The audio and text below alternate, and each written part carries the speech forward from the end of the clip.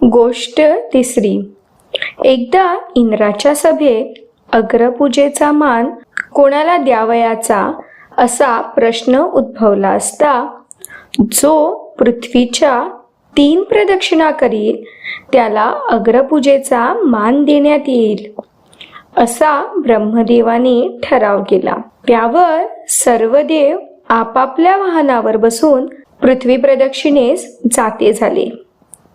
गजानन मात्र आपण त्यांच्या बरोबर जाऊन अगदी शेवटचा नंबर मिळविण्यापेक्षा न जाणेच बरे अशा विचाराने स्वस्थ राहिला. देवांनी निघून बराच वेळ झाला तरी गजाननाची जाण्याची काही तयारी दिसेना. म्हणून पार्वती गजाननाजवळ गेली आणि तिने त्याला देवांबरोबर न जाण्याचे कारण विचारले. तेव्हा डोळे पुशीत गजानन म्हणाला, आई, माझे वाहन अगदी लहान आणि पोट मात्र भले मोठे. तेव्हा मी जरी गेलो तरी मला त्यात यश येणार नाही हे खास. मी जर अभागी आहे तर मला अग्रपूजेचा मान मिळणार कसा? पुत्राचे ते खेदयुक्त बोलणे व खिन्न मुद्रा पाहून पार्वतीचे हृदय द्रवले.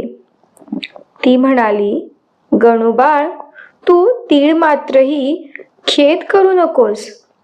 राम नाम हे सर्व समर्थ आहे. त्यावर दृढ श्रद्धा ठेवल्याने अधिक श्रमाशिवाय सर्व मनोरथ पूर्ण होतात. त्यानंतर तिने चटकन एक पाट मांडला आणि त्यावर राम ही अक्षरे लिहून गणूबाळास जवळ बोलावून घेतले आणि ह्या पाटाच्या भोवती 3 प्रदक्षिणा घालून ब्रह्मदेवाजवळ जा आणि अग्रपूजेचा मान मागून घे असे सांगितले. त्याप्रमाणे करताच गजाननास अग्रपूजेचा मान मिळाला. देव जेव्हा परत आले तेव्हा त्यांना हरिनामाच्या सामर्थ्याबद्दल आश्चर्य वाटले. त्याचप्रमाणे इतका सोपा मार्ग असून आम्ही उगीच धावपळ केली याबद्दल खेदही वाटला.